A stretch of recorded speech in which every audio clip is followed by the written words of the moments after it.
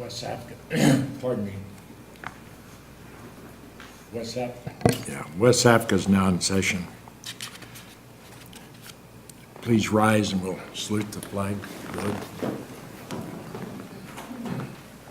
Allegiance to the flag of the United States of America and to the republic for which it stands, one nation, under God, indivisible, with liberty and justice for all.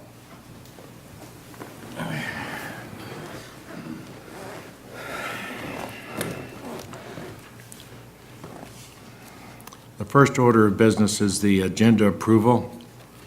I would make a motion to approve the agenda as presented. I'll second that. Been moved and seconded that the agenda be approved as submitted. All those in favor say aye. Aye. Opposed? The ayes have it. Report on the closed session. Jim? The board met in closed session to confer with its real property negotiator and authorized an offer for a conservation easement on the Watermark Farms lands.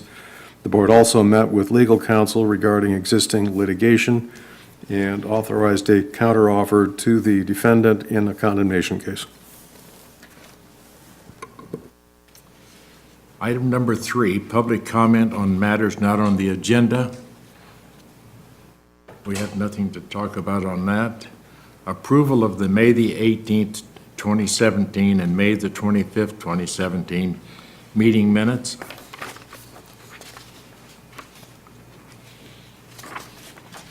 I have a motion yet. I'll make the motion that we approve the minutes as presented. I'll second that. Been moved and seconded that the minutes be approved. All those in favor say aye. Aye. Opposed? The ayes have it. Review of the monthly year-to-date revenue and expenses. Good morning, Mr. President, members of the board. This report covers the month of April 2017. For the month of April, the agency had a starting cash position of approximately $9.9 million in Fund 87871. There was no appreciable revenue booked for the month. Expenses for the month were primarily in the Southport project with some other work, initial PED work on the Deepwater Ship Canal repair and the RFMP project. Most of the expenses in the Southport project for the month of April were related to land acquisition and mitigation fees. Total expenses for the month of April were $2.6 million.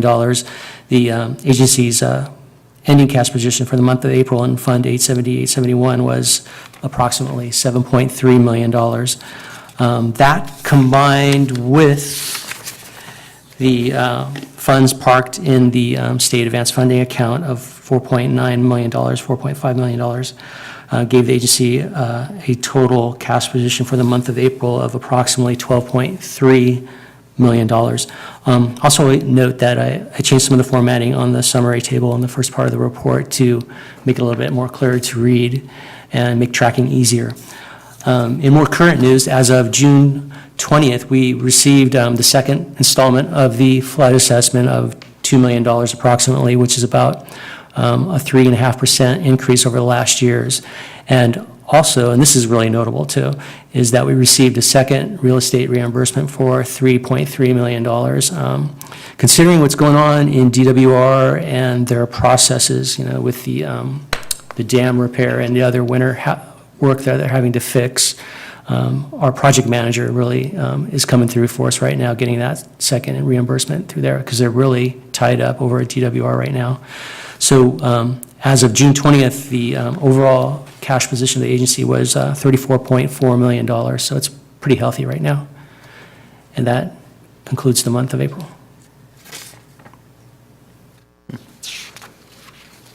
Any questions? Not this time, no.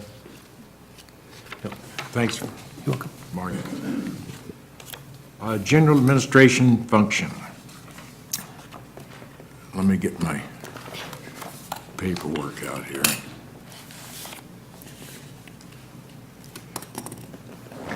I would like to say one thing. I am certainly glad we're going to have an election to take this position.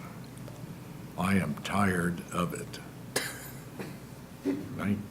I've been here since we started, And believe me, sometimes there's days I go home and I think, did I make the right decision? Did we make the right decision? Did we do the right thing? And it kind of bothers you. At least it bothers me.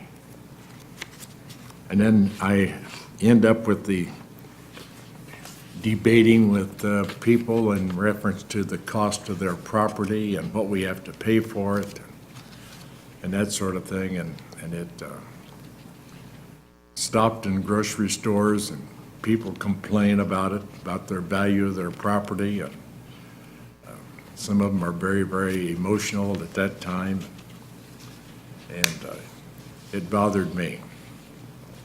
And so with that in mind, I would like to make a motion that a nomination, actually, of nominating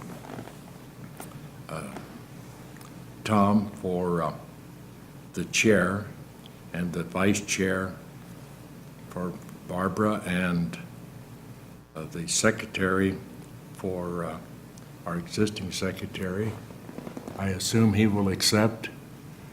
Yes, he will. Okay. So based on that, I would call for a vote. All those in favor of that particular change in the positions of the board? Do we need a Please second? say aye. I don't need a second Okay. for that. You guys are right here. We're all here. For all those in favor, say aye. Aye. Opposed? The ayes have it. Tom, you are now the proud owner of a problem. Why don't you finish this meeting, or? No, I'm not. Well, you know what, just stay seated right there. All right. I'll run it from here. Well, thank you, Bill, for nominating me, and thank you for the many years of, running this organization. You know, it's a legacy that we'll always remember and have, and you're right, you took the brunt of a lot of stuff as we came down this road. So, myself and I'm sure Babs and everyone in the community, thank you for all the time and effort over the many years. So, but you're still on this board, so. That's right. We'll keep you as long as we can. Beverly, I said your name wrong. Oh, no, I got it. I got called Barbara. But you remind me of an old girlfriend I had. Just the nicest gal in the world. Okay, well then And we'll, Tom, I also, I really appreciate your leadership, and I think this is just, it was in our JPA agreement, just that either we, every year, we're Yeah. looking at an affirming or possibly changing up. understood. Yeah. Yeah, so it's, got to keep it going correctly administratively, so, good, so. All right, then we'll move on. Consent agenda items, and I believe there was a correction, Greg, that you wanted to add to one of the items? Yeah, for item number 7, there's a variety of consultant contract amendments that support the RFMP. And the contract amendment amounts stay exactly the same. We simply added the total compensation amount to the compensation line. So it stays the same, we just added what the total of the contract is. Okay, So, okay. Any other questions on the different items, consent items? I had one, and I think they said, Mark, you could answer that. When I was reading the staff report on the insurance liability, it talked about the final numbers being, put together after the fact. Was that because this was written kind of early in the month, or? Because it seems like we have a firm quote now, right, of the 108,000? It is firm now, yeah. Okay, Yeah. okay.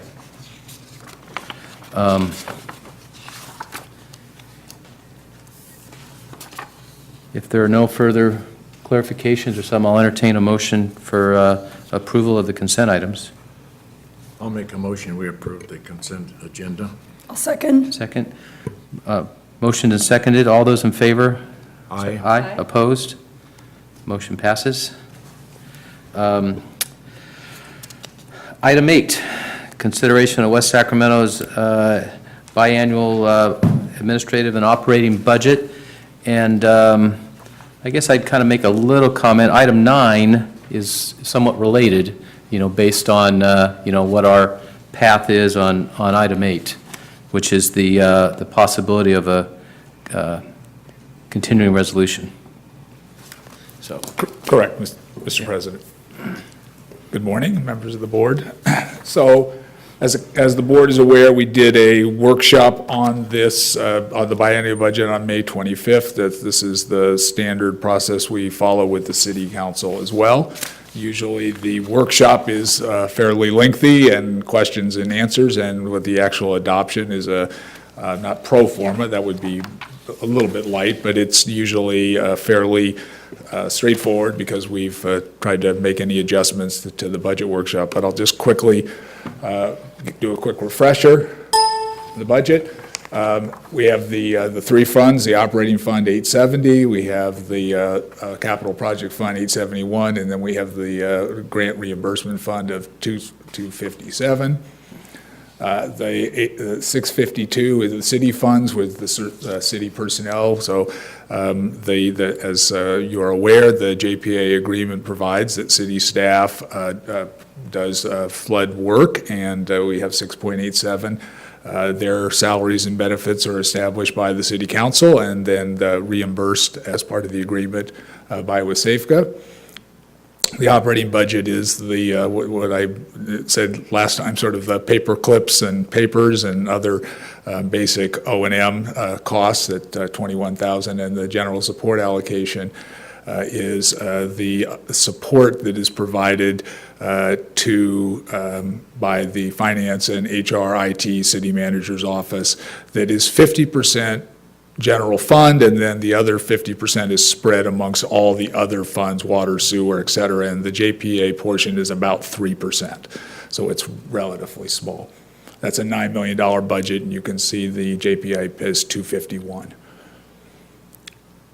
So here's the 870 fund, which is 15% of it is of the money O&M goes to either to IRD 900, 811, or 537. And then you have the other operating money there. You can see the city staff reimbursement of about $400,000. If you look, sorry, go back. I'm trying to get back here. My fingers are not working. You can see that the city personnel budget is a little over $1 million. And so when you go forward and you see the $400,000, that's the $400,000 that doesn't get reimbursed from some other, federal or state grant money. The rest of the money is the money that gets charged out and actually gets reimbursed. So the actual cost to the flood agency is and the budget is about $400,000. that's just kind of an estimate based on past. It's based upon, we true it up, it's never exact, it's you establish the budget by, what the salaries are gonna be, and you do an estimate of what you think you're gonna get reimbursed, and it could be higher or lower. And then you have the debt service payment. So here's the total budget of the agency, of the capital. So this is all the capital projects, and you can see those listed there, which we went over. And then staff is here to answer any questions that we were not able to answer last time. And ask either that the budget be adopted as presented, or as the president has indicated, number 9 is a continuing resolution. So if the board is not comfortable, then we need to keep running the business. And so you would need to adopt number 9, and we would then come back and try to answer any questions that we haven't answered to date. Okay. Any questions? I'm not ready to sign off on this. Well, you go ahead and make your comments and Okay. see it. And To back off, I think we've covered some of these items in the last workshop. Correct. My personal opinion is that I don't have an answer to them yet. As an example, on the item number 5200 plus, other operation and maintenance. Need a slideshow. I'm just getting it back up so I can see it. Yes. I'm getting there. Yeah, I think the page he's talking about is not, Oh, you're talking about in the actual report? Yeah, it's in the okay, report. I It's have the- Attachment one? it's the I one have with the report the, here. What page? well, I don't know. Attachment one? Yeah, attachment one, Attachment one, okay. which shows this year's projected and then the proposed for the next 2 years. Yep. Yes, Mr. Denton? Yeah. So which line item are you asking about? 5200 plus. Other operations and maintenance, it says. The other 21,000? What is it, what's it total out to? You know, operations and maintenance, that's a big, broad thing to me. Yeah, training, travel, so, you know, like I said, other supplies, just basic, you know, anything it takes to, you know, for the staff to be able to do their jobs. But that's part of, as I indicated on the sheet, on this, let me get it back up again. Also, I have on item number 5111, salaries, wages, and regular, Yes, $663,000, that's $62,089 for next year. the increase? Increase. Yes, the increases is mostly the PERS cost. PERS have gone up, the overall city budget has gone up $1 million in next year and $1.3 million the year after. That's the major driver of that increase. Well, that includes retirement? It's the payment the city has to make for PERS, for the retirement. Okay. So those have gone up radically, as you may have read in the paper. PERS has made a number of changes over the years, realizing people live longer, realizing that they were not getting the return on the investment that they assumed and have lowered that. So This there's, only applies to those employees of West Sapka. absolutely, of course. Of course, we don't charge you for anything other than the 6.87 people that are with SAFCA. You don't get charged for anything, anybody else's PERS. And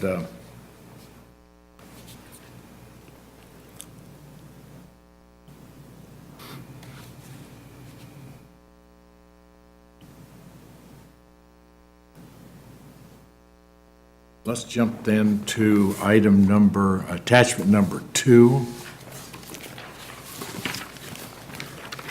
And under attachment number 2, we have, hang on just a second here.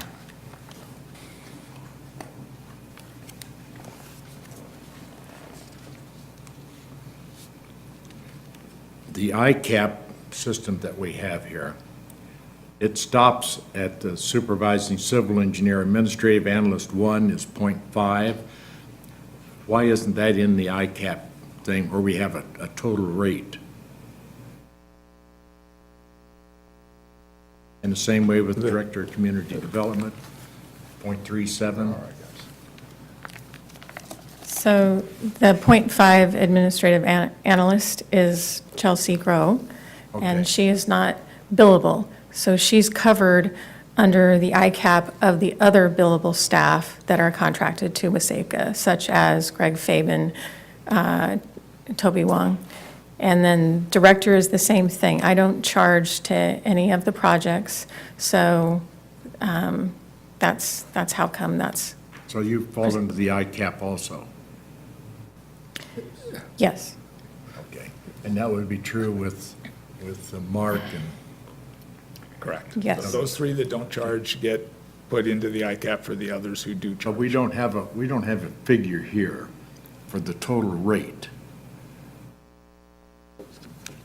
That I don't. I don't know what you're looking at. There's on my chart, there is a figure for everyone. Yeah, there is. Yeah, I There's a have figure it for too. everybody. It looks like his copy has blanks after those three asterisks. Yeah, but I have it, I have the You have information. a copy that has the listed, Yeah. that, I don't know what happened on your copy, but there are total rates for everybody. I think he has the one from the May workshop. have it. Because the Oh, May yeah. workshop doesn't have it. You guys did Correct. include an ICAP in this time. Correct. I think that was one of the things you pointed out the last time, and that's why we corrected Yeah. it. Yeah, So that we- answers my question Yeah, here. we can certainly get you a copy, Thank you Mr. very much. Denton. I apologize for, That's all right, no, it's just one of those things that happens.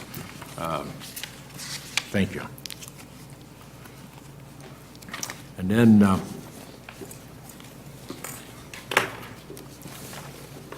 let's see. There's another one that I don't understand, and that's in the package. They talk about flood management, the floodplain management. floodplain management. I can't find anywhere in our charter, West Safka charter, where it stipulates that we're involved in that. Our charter is primarily levees and levee improvements and that sort of thing. So when we talk about the floodplain management, I tried to answer the question last time where we're really differentiating it. And the only work that we are proposing be reimbursed by WSAFCA is the work that is directly related to an amendment to the floodplain management ordinance that would give us the ability to do enforcement on behalf of WSAFCA, streamline the process. General Manager Jameis and I have had discussions over the last year and a half about some of the frustrations about encroachments and being able to use other tools to try to remedy those encroachments in a quicker manner. And so we had been working on that and was going to be bringing it to you to get your input and recommendation, and then we were going to go to the city council. So the majority of floodplain management that I and my other staff are working on is more related to development, and that is charged to the city. So, but we do it on the tracking, and we are following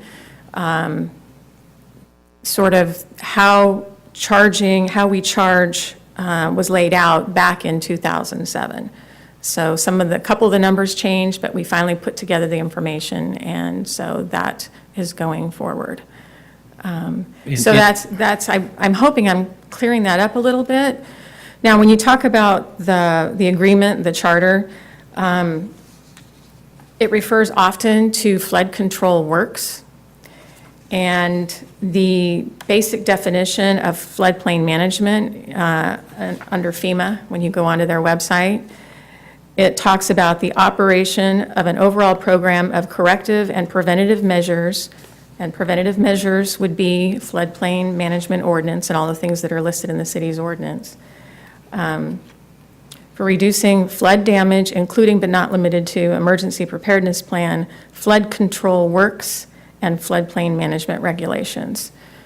And then when you cross-reference that with the U.S. Army Corps of Engineers definition of flood control works, that's where levees and infrastructure comes in.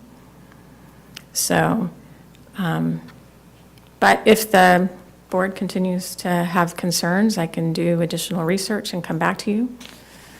Well, you spelled it out here in the last paragraph of the report here, that you're going to track it under two different funds, 200 and 202 is what it says. I think 200 is one that our folks bill administrative time is that the fund that their time gets billed to when they're not being, billing to a specific project? Is that the one? Okay. And Yes. so then 202, is that a city fund? It's it's the way we track non-JPA activities. Okay. And that was outlined in the memo going way back to 2007. All right. That Will Chow prepared when he was. Okay.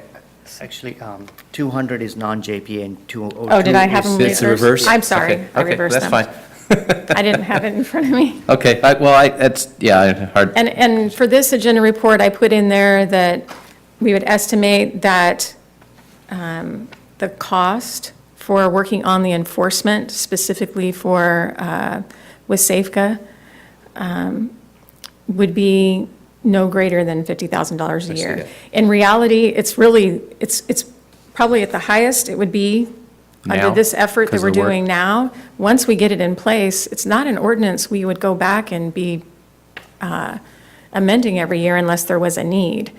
And then when enforcement activities did occur, if we can get it set up the way we envision, most of the cost of enforcement would come through code enforcement citations, so the actual violator would be the one picking up the costs.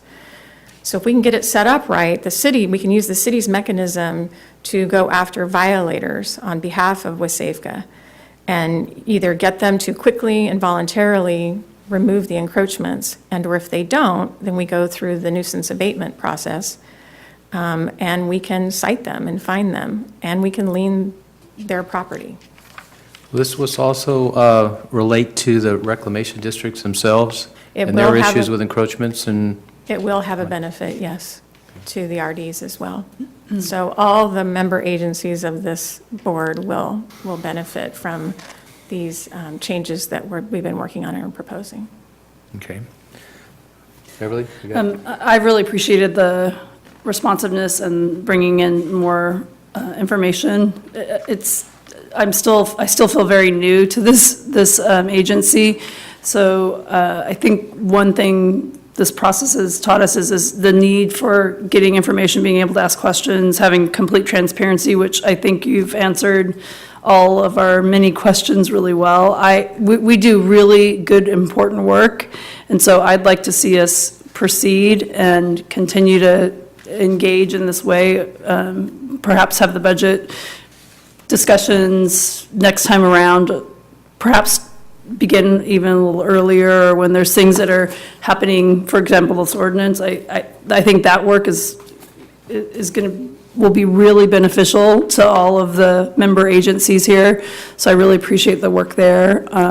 I'd like to see us continue moving forward, and I feel like all of my questions have been answered.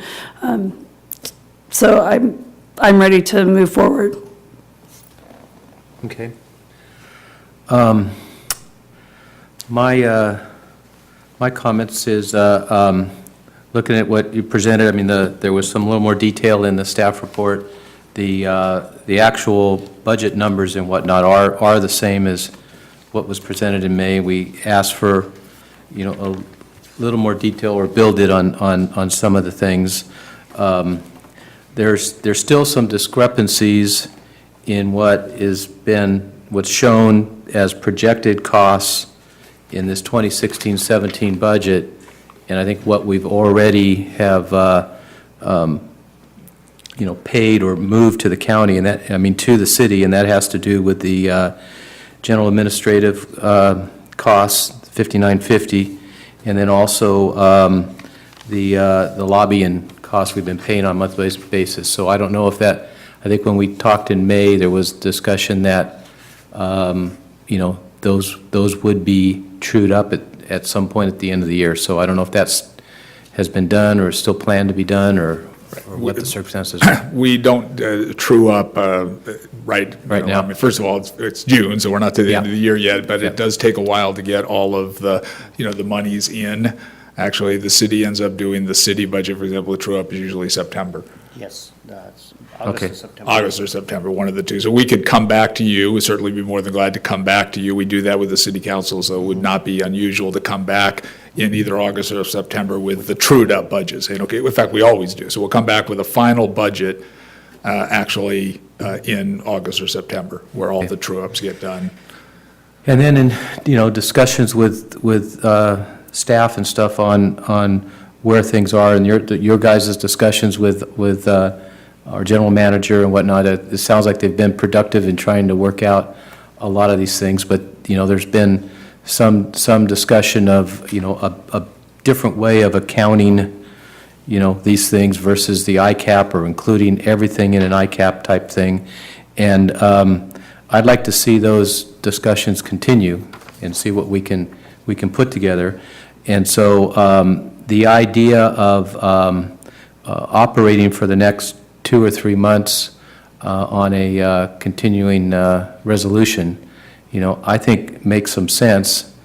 and see if we could come up with a more refined or detailed budget for us. So Mr. Ramos, I'm a little unclear as to what you're saying. I don't know what discussions you're talking about with the ICAP. The ICAP is an approved methodology by the state that we use for city staff, for all city staff, whether it's with Okay. Safeguard or other things. And so we're not really inclined to change that and complicate our system where we have two different methodologies of accounting for employees that we have to now somehow put into the system, depending upon whether they're working on a city project or they're working on a WSAFCA project.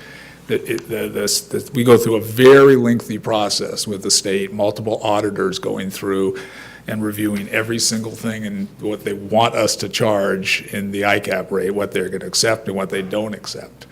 And so that's what we're charging back to WSAFCA, is simply those costs that have been approved by the state as this is the cost of that employee. That's what it costs for that employee. Yeah, Their maybe, wages, I their guess I benefits. wasn't clear. I understand that those are calculated, presented, and approved, and that's what you use. Right. You know, and it's primarily a tool for our reimbursements and how we charge to the different projects and stuff. Okay. I understand that. I think it's more on the administrative standpoint as to things. So, Tom, if I Help me can. understand what we're talking about.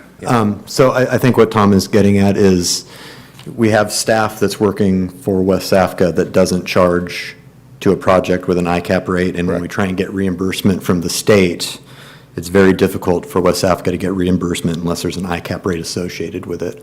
So the general administrative overhead that's not captured in the other ICAP, all those, we talked about it a little bit when we met. If everybody could charge an ICAP rate to a project, if there's a way to change things so that could happen, it would smooth things out. It would make it a little easier for the board to understand where the costs are going, and it would be much easier to get reimbursement from the state. So this goes back to the conversation Charlene had. So Charlene and Mark and Chelsea, their overhead is built into the ICAPs of the other people who are charging. So we can't charge them twice. We can't have an ICAP rate for them when their costs get built into the other, to Greg's cost and to Toby's cost. Those ICAPs include those other people. So we would be double charging the state if we did that. Well, I think that's where it gets confusing, though, because we're paying 50% of Chelsea's salary, but if she's covered in their ICAP, why is she listed as an FTE? I think that's where I get confused. The portion, we're not paying, it's not her salary that's part of their ICAP. It's not her salary that goes into the ICAP. It's the computer and the office space and the other pieces that are ancillary to FTE. So we do the ICAP it gets based upon the number of FTEs in each, that's the basic function. I mean, we certainly can continue to have the discussion as we have. We've had some productive discussions with your general manager. And we can come back with, any tweaks that we can make. I would certainly not recommend just continuing the budget as is. It's going to create significant issues when we try to start getting reimbursements if anybody's had a wage increase. If there's any other adjustments that we need to make. So, and I'm not sure that we're going to be able to change, the ICAP rate that's going to have any impact on this budget. The board can obviously do what it chooses to do, but I'm still struggling a little bit trying to understand what part of the budget. Chair Ramos and Phil, if you don't mind, I would like to offer my understanding of the process with the ICAP and see if I hit the mark, and maybe if I say it in a slightly different way, it'll provide some clarity, perhaps. Sure. If not, no harm, no foul. Yeah, that's correct. If, under the ICAP policy, if you will, where those that bill charge the ICAP rate that has these other support services attached, if we were 100% billable, then all of those other support services would be 100% covered. I believe. Based on the formula. Yes. the fact of the matter is, none of us are 100% billable, and so it's impossible, if you will, to completely recover all of those costs via the ICAP. So there's always going to be some ancillary or remainder of those costs that would need to be covered. But also, as I understand, through the true-up process, at the end of the year, that's when we compare what's been billed and how much support was recovered via the ICAP versus how much those supports cost. And if we recover more through the ICAP than what those costs are, then money comes back to the agency. If we don't recover as much cost through the ICAP billing than needed to support those services, then there's a transfer from the agency to the support services. So as I understand it, that gets captured via the true-up process at the end. Would that be a fair summary? Yes, it's a fair summary, but I just want to add, I think the key point missing here is that the cost that is not reimbursed under ICAP, we actually have a mechanism to have state pay us, and we've actually been working with Mark Zolo on that process, and with Derek Larson. So we do have a mechanism to cover that cost that is available. It's GONA cost. Yeah, that GONA cost is coming to an end. The state's no longer accepting the general GONA, and they're really moving to the direct bill through the ICAP methodology for us in order to recoup those costs. So the GONA is no longer really being accepted by the state. So obviously, we'll need to work with Mark and with the consultant and with the staff on trying to figure out how we adjust to that. So it sounds like we might be adjusting the ICAP with the state's approval, because it changes the formula. Entirely possible. Yeah, They've changed it over the last couple of years on us, to be honest. We first did this 3 years ago, and they've changed it, so they'll probably change it again. And if they change it, and it changes the numbers, we will come back to this board and let you know. Yeah, from a strictly reimbursable standpoint from the state, direct billing is the way to go. If we want to capture as much as we can, that's the cleanest. They accept it, no questions asked, and we get reimbursed. Well, we can certainly have a conversation with the state. Obviously, we've got a good consultant who has good relationships there, and explain some of the challenges that we have with the current methodology, and see if we can figure out a way to get it changed to make it better. Okay, so let me ask one more question to see if I got this thing figured. We have that general administrative costs that, is added on for support services, and we have a figure here. It's $251,000 for estimated for next year. Was that figure calculated based on our 6 or 7 employees and that 3% percentage of the overall city budget? The calculation is multiple pages, and it actually includes a number of attributes. So, for example, HR is based on FTEs. Also, we look at the number of invoices we process for WSAFCA. Okay. Also, the amount of money that comes. Fiscal management is a huge part of this WSAFCA budget or program is actually a lot bigger than some of the city's enterprise funds. So, a lot of those costs are actually tracking in different ways of saying, well, how do we come up with this rate? So FTEs, space would be based on square footages, and so it's just a number of things. So you have that figure, but then at the end of the year, when you look and see how much of these employees were billable to a state project under ICAP, then are those hours or monies, are they then subtracted from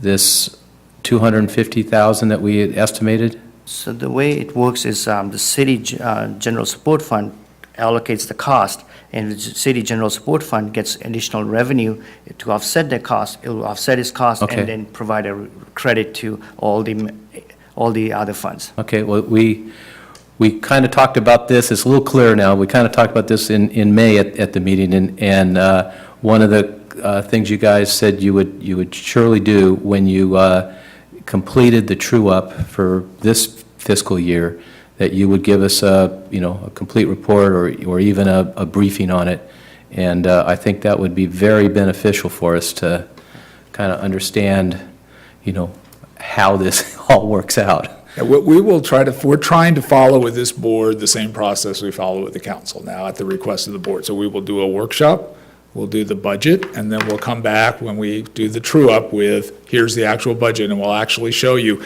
here's what we projected getting in 16-17, here's what we actually got in Okay. 16-17, and then, here's the budget. So that'll be our standard process, and then any other time this board asks for a budget update, we're more than glad to give it.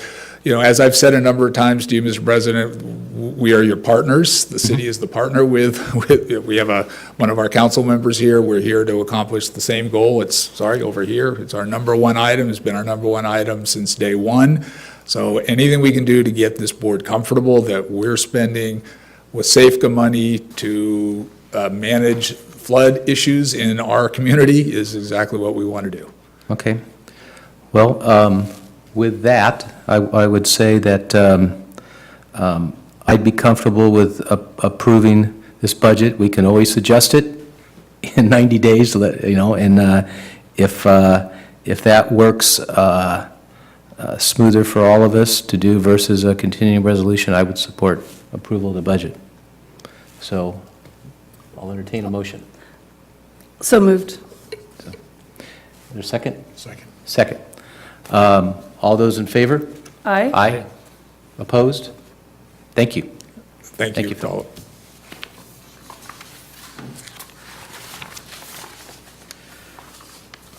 Okay. Already buried my agenda here. So, item 9, I guess we would just take off we're just not going to act on it at this point, right? Yep. Number 10 was Safeco project updates. Good morning, Chair Ramos. This is going to take a while for me to get used to, and members of the board. So the first part of the update, I'd like to turn the podium over to our project engineer, Ken Godleski, to give an update on the Southport Levee Improvement Project, followed by some nice pictures. With. All right. Thank you, Greg. Good morning, President Ramos, members of the board. I'm here to present hopefully a brief update on construction progress for the Southport Levee Improvement Project. Let's go off to our next slide. Ooh. Left click. There we go. So to date, we've done quite a bit of work within the footprint back behind the Bees Lake area, all the way moving southward. At this point, we've cleared and grubbed, so removal of vegetation, trees, whatnot, from just behind Bees Lake, that'd be segment E, down through segment C, just south of Davis Road, about 4,000 foot. In that segment, we've cleared essentially 11,000 linear foot of the levee footprint and done subgrade preparation, so that's preparing the foundation for the embankment fill. In that area, as well as further to the south and north, we've also done some demolition activities, so structure removal, septic tanks, well abandonment, things of that nature. It's about 70% complete to date, and they're continuing to work on that even as we speak. Utility relocation from PG&E AT&T has been ongoing. AT&T is working in the very north section, so we can clear all of segment G to start that work next year. And once they're off to that, there's one other segment over at the south end, segment A. And once those two areas are done, we should be done with utility relocation for the project alignment. Let's see here. Upcoming work, now that we have about 11,000 foot of the foundation area prepared for subgrade, we're looking to start borrow and harvest activities both in the adjacent borrow areas as well as borrow 1 just south of the city.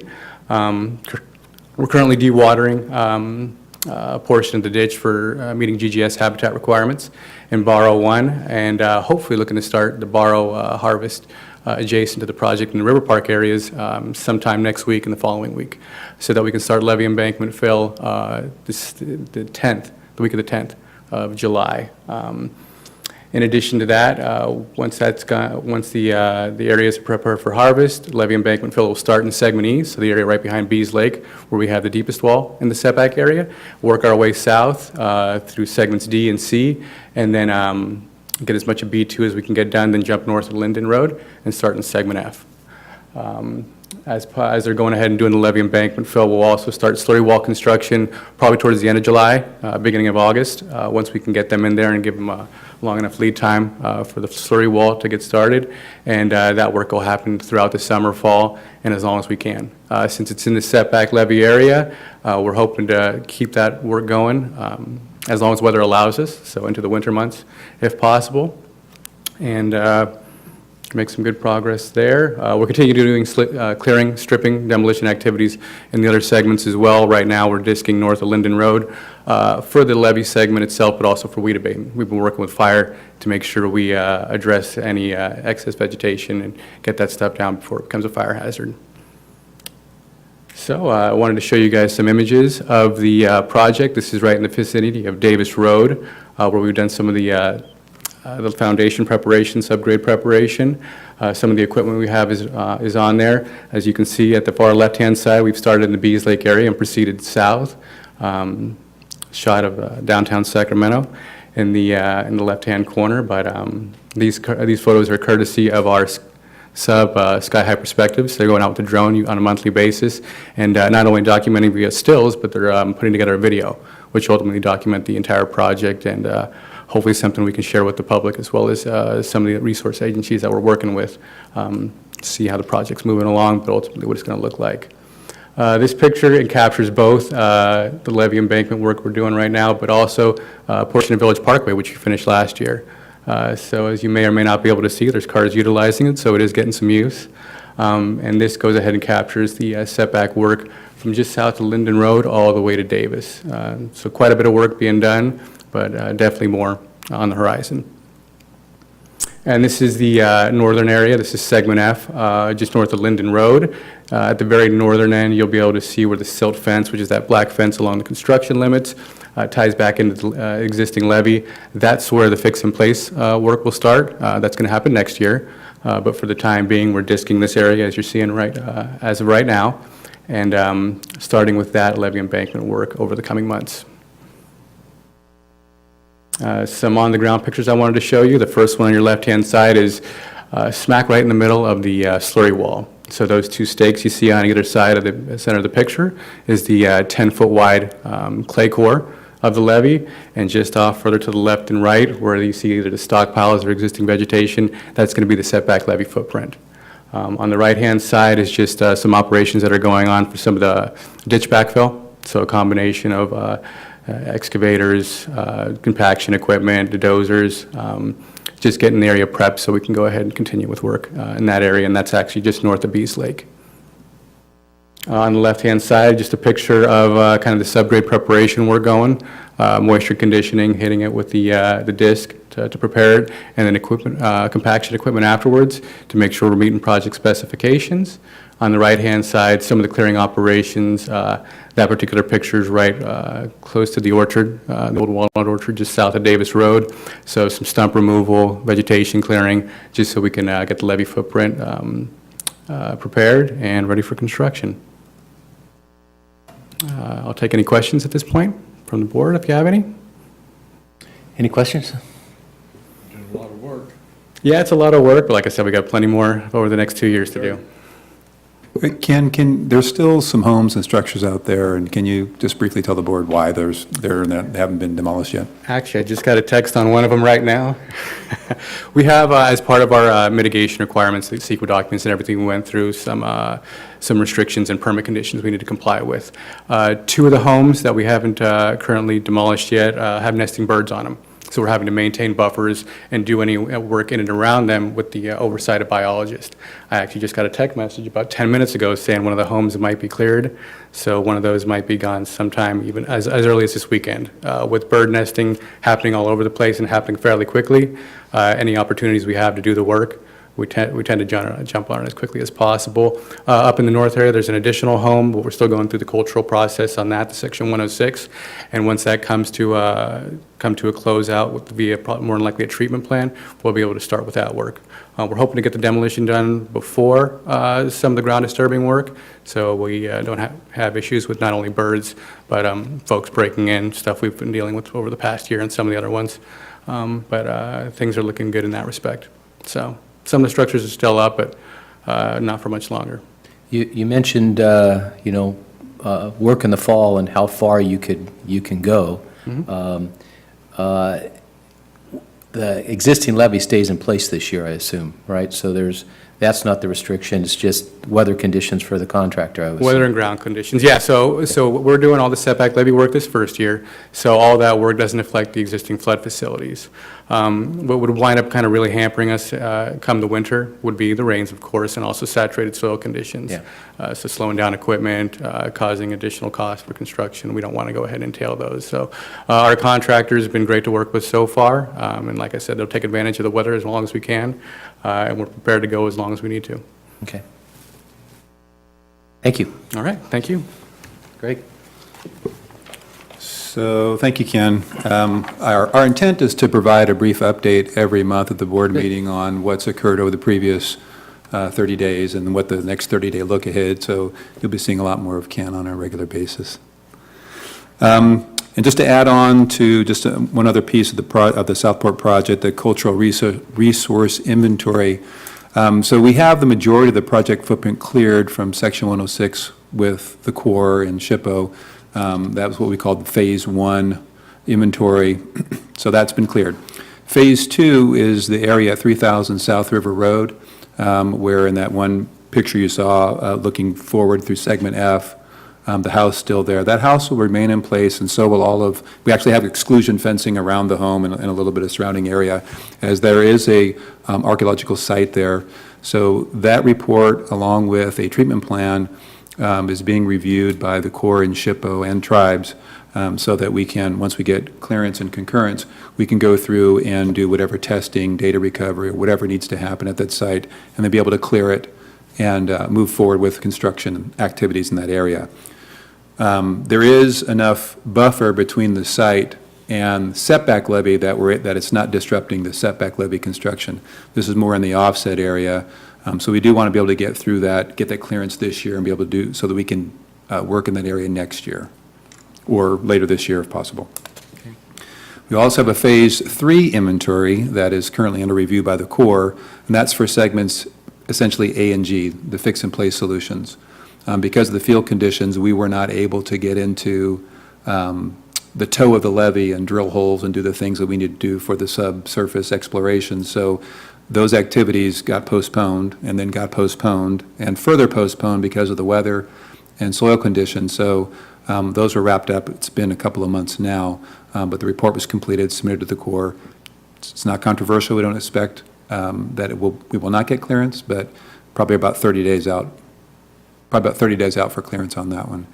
And then there is a Phase 4 inventory, which is River Park 2. The contractor is looking at using more adjacent borrow on the other side of Village Parkway for their earth moving activities and borrow for the project. So that report is with the Corps also for review. So again, within the next couple of months, we hope to get clearance in that area as well. And that, at that point, would wrap up all of the cultural resource inventory review and approvals under Section 106. Pretty complicated, but that's the environment we're dealing with. The only other thing that I'd like to add, two things, is I neglected to add under public relations, I mentioned in the progress report that there is a comprehensive media report attached.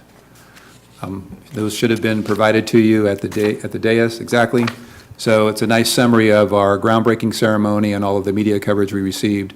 So hopefully you guys will enjoy taking a look at that. And then under emergency preparedness activities, it's been a long time since I've reported on this. The city's fire department is leading the effort, but the Round 2 grant for flood emergency response projects is underway. Back in May, there was I think it was about a 4-day regional planning and training and exercise that was carried out. It was 2 days of training followed by a 1-day exercise and what they call a hot wash or an after action event where you take a look at how you did, lessons learned, what you did good, what you did bad, what you could improve on. And so that was held during those dates. And we actually had somebody, a member from FEMA that participated more as an observer to provide feedback. And we received a lot of praise from FEMA. They said of all the places they go and all the jurisdictions that they participate with in doing these types of training and exercise, he says we're one of the best that they've observed. Say it looks like we know what we're doing. Every situation is different. He said our communication during the exercise was right on spot. Our ability to react to emerging or changing situations was excellent. Just gave us lots of praise. So that was good feedback during the activity or at the wrap-up of the exercise. So just wanted to brief the board on that. Oh, I think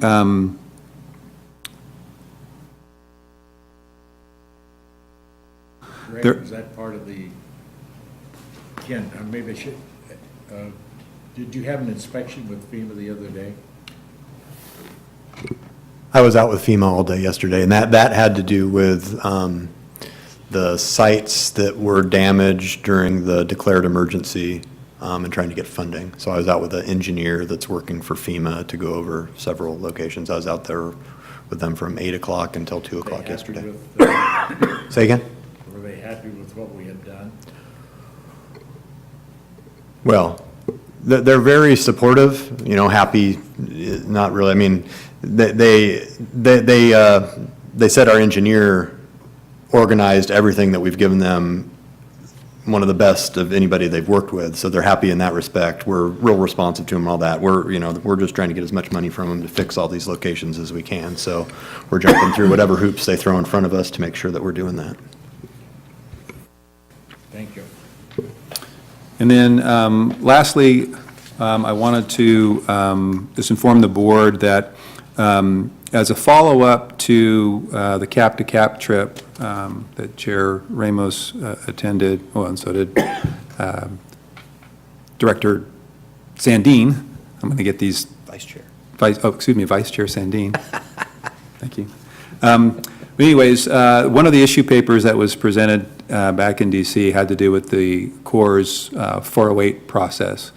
And as of this year, the Corps has expended something on the order of 95 to 99% of all of the money that they had budgeted for Section 408 processing, which our Southport project is a 408 project. It's one that's carried out by the locals. It's not under the Corps' Civil Works program. So, but we have to get their approval under Section 408 to go and do these important flood risk reduction works. Well, with them expanding their budget, they've put all 408 review and approvals essentially on hold. So a letter was drafted on behalf of all of the flood control agencies in the region that was sent to Chairman Graves, who sits on the Subcommittee on Water Resources and the Environment, House Subcommittee. And this was a follow-on request from the House T&I Committee that was meeting that was had on Cap-to-Cap to provide some suggestions on how the Corps' 408 process might be modified, streamlined, otherwise improved, so that we don't run into these types of situations again.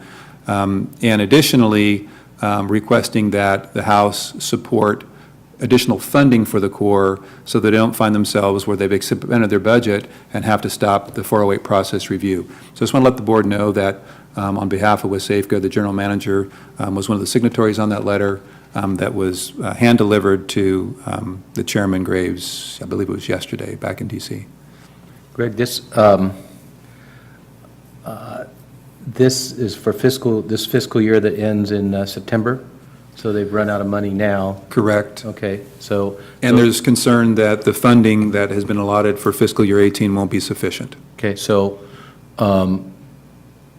their allocation that was approved in the budget in May, and when they finally got that number, then they realized they were out of monies, I guess, is what. Essentially, yes. And I think, I don't remember the exact amount, 8.5 million, I think it was what they had in the fiscal year 18 request. And I don't know what was in the fiscal year 17 budget, but at this point, they don't feel that's enough, number one, to deal with the 2017 backlog that they weren't able to work through plus what's still coming in fiscal year 2018. So I think they're asking for an additional $3 to $4 million or something over the 8.5 that was requested. Well, you're right. The solution is to have some reform that speeds it up and will also cost less money. That's correct, and I just received a copy of a directive from, coming down from Corps headquarters from the Chief of Civil Works, Dalton,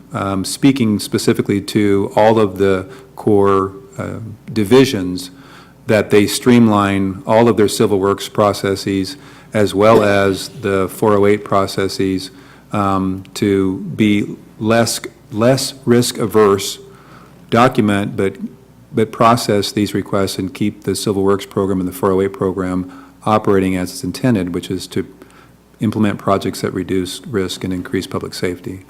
So it will be, the Corps will need guidance on how to carry those things out, and that takes time, but at least things seem to be converging, or at least heading in the right direction for streamlining the processes and not interrupting the processes, and hopefully having the amount of funding needed to support them, so.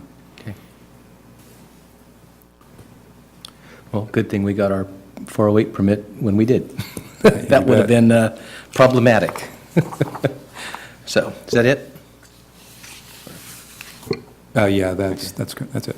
Okay. Any other items, guys? Then, Bill, if you'd do that hammer. We're adjourned.